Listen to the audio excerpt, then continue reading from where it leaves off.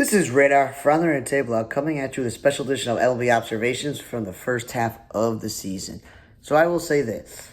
A lot of things I did not think were going to happen. I thought the Yankees would be cruising along in first place, that the Orioles would be a very competitive team. But the Orioles thought that they didn't need to do much with Corbin Burns leaving, but also they missed Colton Cowser for a huge chunk of the season. Adley Rutschman has not been the same player for them, and he's also missed time due to injuries. So that's why the Orioles, instead of them being a playoff team, they're in last place. The Rays are just better than them, and the Red Sox are in third place like I thought. It's the Blue Jays, as of right now, the All-Star break, are a few games ahead of the Yankees. I don't know if that's going to last, because they're a team that people are questioning if they're going to trade Vlad or Bo, and they've extended one of them. So I could say that, I was right about everything but the O's. Like, I did not think the O's were going to be that good. I also thought the Blue Jays were going to be the worst team. So, in that division. In the American League Central, I thought Cleveland would be easily in first place, but Detroit is in first place, and that both Cleveland, Minnesota, and Kansas City are all like a 10 plus to 12 games back, and the White Sox are in last place. Those are obviously the things that I thought were going to happen. It's not like anything new when it comes to that sort of situation with that. And then obviously in the West, I thought that the Astros were going to be in first place. And guess what? They are. Seattle in second place, Texas in third. I got the A's and the Angels. The Angels are worse this year than I thought, and the Angels are better than I thought. So I could be wrong about that. When it comes to the National League, I said Brewers, Cardinals, Cubs. I did not see the Cubs being so far ahead of the Cardinals, but they're very close to the Brewers, only a few games back. So, Cubs in first place, Brewers in second, Cardinals in third. That's what it is. And I had Reds, Pirates, and that's what it is right now. The Reds are not terrible this season. They're obviously just not as good as the other three teams. And the Pirates are just not that great. Phillies, Braves, and Mets, Braves. That's how I thought the first three would go. And Phillies and Mets are like neck and neck, so I'm pretty correct about that. But the fact that Miami is in third place, obviously they're not great. They're 10 games back. Atlanta is in fourth place. The Nationals are in last. I thought the Marlins would be worse than the Nationals. I thought the Braves would be good, but the Braves, also like the Orioles, have had a disappointing season due to injuries on their team, but also their pitching staff. And we get ourselves to the West. The West. The Dodgers. And I was right about Dodgers, but it's only a 5-game difference between them and San Diego and San Francisco. I didn't think Arizona was going to be terrible this year, but they've had so many injuries. And then the Rockies, I knew they'd be a last-place team. I knew they'd be bad. But I didn't think they'd be historically bad, that they're going to have the worst record after the White Sox had it. And the Sox don't have to worry about that. And so far, I got wrong. I thought Bobby Witt would be the best player in baseball right now with Alvarez and Jose Ramirez. Jose Ramirez is still a fine player. Yordan Alvarez is hurt, and Bobby Witt's a shortstop. Bobby Witt is an all-star. But who would have thought Cal Raleigh would lead league in home runs, break the record for the Mariners in the American League, almost as many home runs as Barry Bonds with the All-Star break? No one saw that. I always knew that Cal Raleigh was a good offensive catcher, and he had 20 home runs in each of his seasons, but I didn't think that this would be what it is. I thought this year would be the year where he makes the All-Star team and everyone recognizes him for who he is. I was like Mariners, Logan Gilbert, Cleveland's Tanner Bybee, and Shane McClanahan of the Rays. Well, Shane McClanahan is hurt, so I don't think he's going to win the Cy Young. Tanner Bybee, I don't know the way the Cleveland's been pitching, and maybe Gavin Williams is having a better season than him or the other guy. And Logan Gilbert, he's a really good pitcher like George Kirby and Luis Castillo, but Brian Wu, who made the All-Star team, may be the choice. Rookie of the Year, I was right about that. Jacob Wilson makes the All-Star team, starter, all that other stuff. Incredible. Jackson Jobe got hurt. He's out for the year. Colson Montgomery only recently got called up by the White Sox, so I don't think he's going to win Rookie of the Year because, quite frankly, Chase Meidroff and the two Sox catchers are also doing pretty well. Emmanuel Clase in Cleveland, a little bit of a down year, so I don't think he's going to run away with Closer of the Year. Mason Miller's had a pretty good season. Liam Hendricks, unfortunately, came back, wasn't closing, and got hurt. It looks like Aroldis Chapman may win Reliever of the Year. Jacob deGrom, healthy, made the All-Star team. So that's really helping his chance of being Comeback Player of the Year. Luis Robert, not so much. Injuries and just not being good. He's not going to win Comeback Player of the Year in the American League. And Paul Goldschmidt, he's having an okay year, but I feel like at this point, Jacob deGrom, because he's healthy, he's probably going to run away with it. Manager of the Year, Dan Wilson of the Mariners, Steve Vogt, and Alex Cora. Well, it's going to look like A.J. Hinch may win it the way the Tigers are playing, and it may look like John Schneider if the Blue Jays make the playoffs. But I wouldn't rule out Dan Wilson if the Mariners do make the playoffs or if the Guardians make it. That is Stephen Vogt. GM of the year, Craig Breslow, the Red Sox. They made some good moves. That's why they're in third place. I don't know if that's going to make them over the top. Same thing with Chris Young and the Rangers and Brian Cashman and the Yankees. It'll be really what they do at the deadline. In the National League, I went Juan Soto, Christian Yelich, and Bryce Harper. Well, so far, PCA has been incredible for the Cubs, okay? He may be one of the league leaders in that. And it's more been Pete Alonso than Juan Soto, but you have Lindor too, so it's not really helpful there. And Ohtani, they're going to probably give him the MVP based on his numbers. Not how valuable he is to a team, but his numbers. Cy Young, I went Corbin Burns and Chris Sale and Hunter Green. Well, Chris Sale made the All-Star team again, and Hunter Green both made the All-Star team again, so they're two good choices for it. But Corbin Burns got hurt, like his teammate Jordan Montgomery, and that's one of the reasons the Diamondbacks aren't good this year. Rookie of the Year, Matt Shaw, he got sent down at the beginning of the year and then came back up. Dylan Cruz, he's been hurt for a bit of time, and Hiroki Sasaki's also been hurt. So really it's going to come down to who's going to be the most healthiest National League Rookie of the Year. And I don't really know off the top of my head if there's anybody between Milwaukee, Cincinnati, St. Louis, and the Pirates that are going to win it in that division. I don't think anybody in the Phillies, the Braves, the Mets are going to win it. Maybe Agustin Ramirez, the Marlins, that catcher may win it. But Drake Baldwin's on Atlanta, and he's playing part-time like Rafael Marchand on the Phillies, so Baldwin may win it even though he's a backup, which would be very weird. And the Nationals have a bunch of young guys that could win it. Don't think anyone on the Giants or the Padres right now would win it right now. Same thing with the Rockies and the Diamondbacks, but we'll see. I went Ryan Helsley, the Cardinals. The Cardinals may trade him. Kyle Finnegan, the Nationals, they may trade him. And Jordan Romano, due to injuries and inconsistency, he's not even the closer right now. They got that Alvarado who got busted for PEDs, and there's a few other guys that have been closing games for them. So I probably got all those wrong unless Finnegan and Helsley stay in the National League. I got Sandy Alcantara, Christian Yelich, and Austin Riley for comeback player of the year. Well, Riley's been pretty good. He didn't make the All-Star team, though. Yelich is pretty good. To make the All-Star team, and Sandy Alcantara's been good. So all three of them could still be up for that. For Manager of the Year, I got Torey Lovullo, Diamondbacks. Yeah, they're not going anywhere. Pat Murphy, the Brewers, if they win this division, he's probably going to have a chance to win it. Same thing with Rob Thompson if they win that really tough division with the Mets. Second of the year, I got David Stearns. It really depends on what the Mets do at the deadline or how they finish the season. Same thing with the Dodgers and Brandon Gomes and Matt Arnold of the Brewers.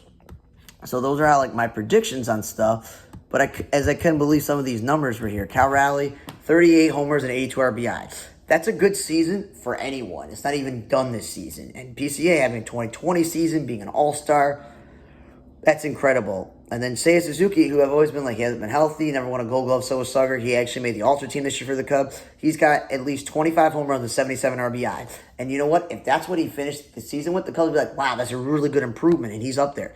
The Rays, Junior Caminero was 23 homers and 60 RBI. Again, he was supposed to be the shortstop, which I never understood what's going on here with the third base. That's really good for them. And then Mackenzie Gore from that Juan Soto trade, they talk about C.J. Abrams and all these other guys, but been really good this year. He made the All-Star team. So did Hunter Brown of the Astros, and they're top 5 in strikeouts, both of them. Hunter Brown, I'm surprised. But again, most of the Astros rotation that isn't Framber Valdez is hurt. So you need somebody to step up. And Matthew Boyd of the Cubs making the All-Star team because he's top 3 and wins in the league right now. It's like those are some of the things that have impressed me so far. Arizona's been disappointing. The Rockies have, of course, been over the top disappointing because they're one of the worst teams of all time this year. And the Giants have surprised me that they're competitively enough to beat up with the Padres. We all know the Padres were going to be second place with the Dodgers. The Dodgers are still hanging in there, even though Blake Snell, Sasaki, and all these other pitchers of theirs, Glass now have been hurt this year. They're relying on May Gosselin and Clayton Kershaw behind All-Star Yamamoto. Like, that's incredible. Pirates, again, they're really, really talented, and Paul Skeens is really talented, but this team is just not that good around them, even though they got talent. And the Reds got themselves Green, Ashcraft, Andrew Abbott. They got some really nice starting young pitching. And their position players, we know Cruz is good. And we all know Matt McClain, now he's healthy. He's pretty good. They got Steer still. They got Stevenson. And Gigi Mafrito's been healthy. So that's why the Reds are disappointing. Because they got all this talent. You just wish that Terry Francona would take them to the top. And then the Cardinals, they're hanging in there in third place. But they just haven't been the same team in a while. And they're a team just full of position players. And not enough spots to put in that you could think they could probably trade some of those guys. As I mentioned, they'll trade Helsley, they could trade Fetty, they could trade Steven Matz, they could trade somebody. And then the Brewers, they're hoping to get some of their outfielders back. But their lineup is not terrible. They got a bunch of glove-first players, but they're doing pretty well. And even though their rotation is mostly young guys after Freddie Peralta made the All-Star team, Jose Quintana, is still pretty well. They don't have a lockdown closer, but they're still playing pretty well. The Cubs, losing Justin Steele, they're going to need another starting pitcher at the deadline, and they may need a lockdown closer. Palenci's look nice, but it's not like I'm going to go, oh, that guy's really good. Because Presley's not been the answer. And they got 3 former starting pitchers pitching out of the bullpen. Like, that's not going to scare anyone, and they definitely need that. If Matt Shaw plays consistently well, PCA, Suzuki, Bush, Carson Keller keep it up, they won't have to get another bat. And then the Nationals. I thought that with their young, nice talent, they're going to be in a better direction, but that's why they fired Mike Rizzo. There's a reason why they fired Mike Rizzo, the GM, and Dave Martini, the manager, because they're just not playing up their potential. But if Dylan Cruz healthy with James Wood, and they got this house guy at third base, they got C.J. Abrams, Luis Garcia, and obviously Ruiz behind the plate, and Mackenzie Gore at the top, and then Josiah Gray comes back from injury, they'll be a lot better, but they're building towards the future. And the Marlins, again, they're not as bad as I thought, but they're better than Atlanta, which is very surprising. But Miami still may trade Sandy Alcantara or any one of their starting pitchers or reliever. They may trade some of their veteran players. They may or not. You never know. In Atlanta, I don't know if they're going to get back into the race, but at the start of the year, Spencer Strider obviously coming back from injury, and Acuna coming back from injury. Profar got busted for PEDs. The Verdugo thing didn't work out. Riley's now hurt.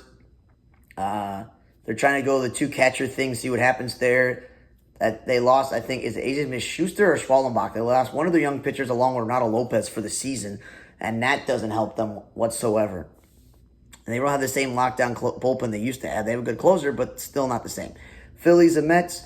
The Phillies are hoping that they get Aaron Nola back, so that helps their rotation out. But they still got to figure out the closer situation because they never do.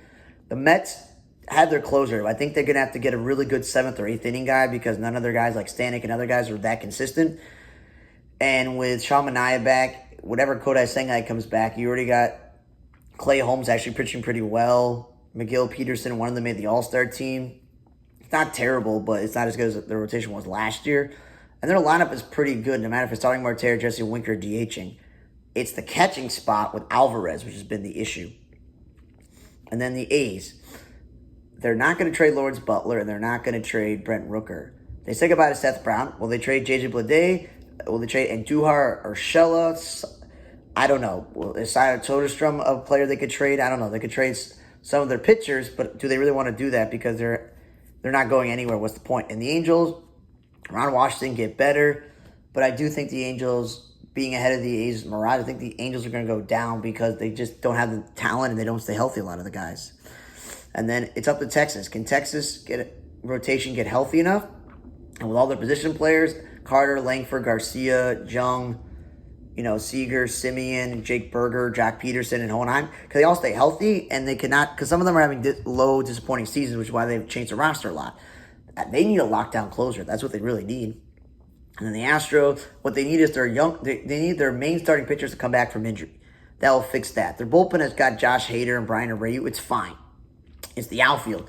Jordan Alvarez, they said he'd become the full-time DH. He got hurt. They tried the dumb experiment with Altuve in left field.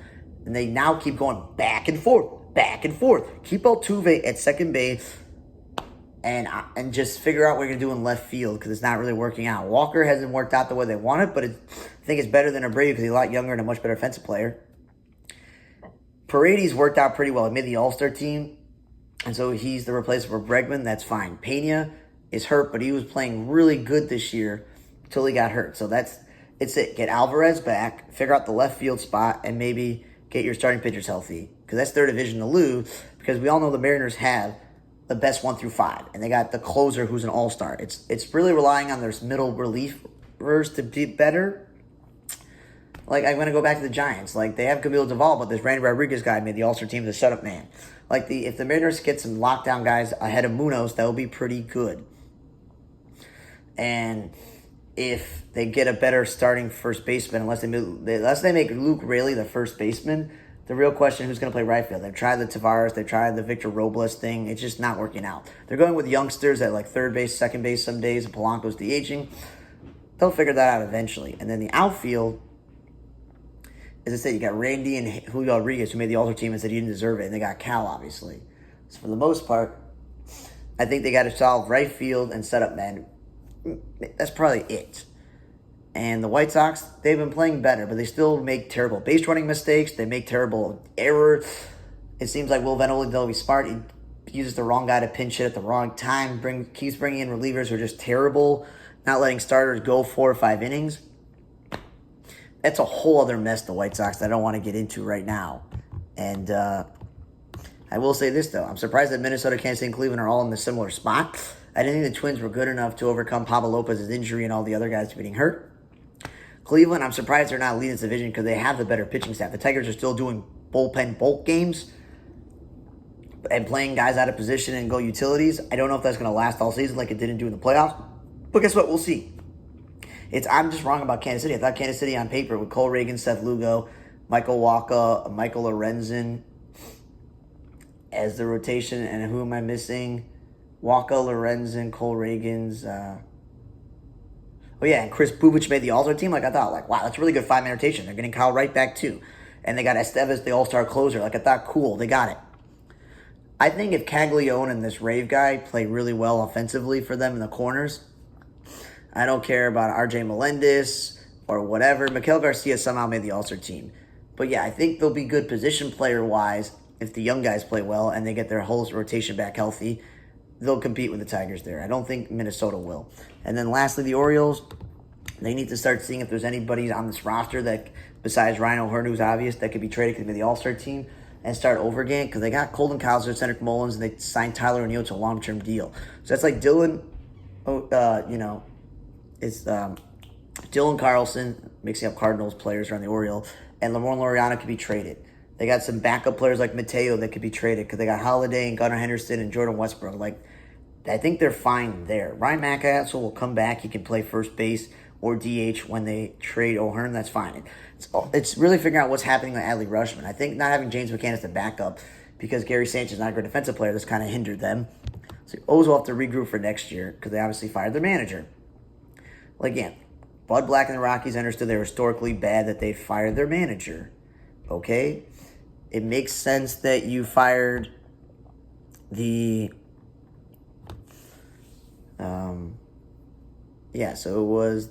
it was the Colorado Rockies fired their manager.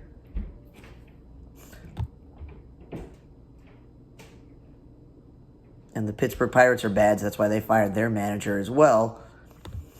And the Angels didn't really fire. They have the medical concern there. But the Rays, again, Kevin Cash is showing that they continue to be up there. I think when Shane McClellan comes back, they're going to have a really awesome rotation.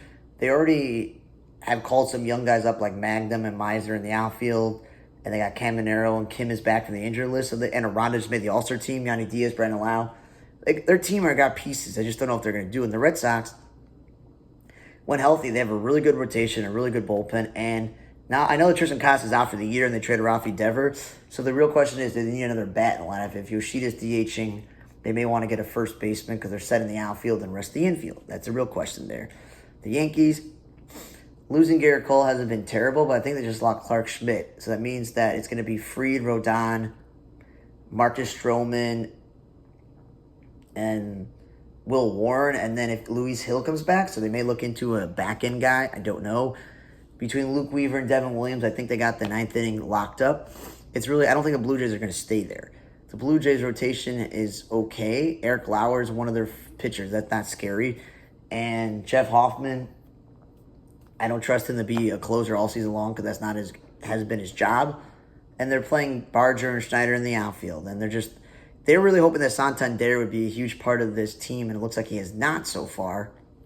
Alondra Kirk, he's played definitely well enough like Vladimir Guerrero, but I still think the Blue Jays will probably drop. So I still think it's probably the Yankees coming out of this division as the winner.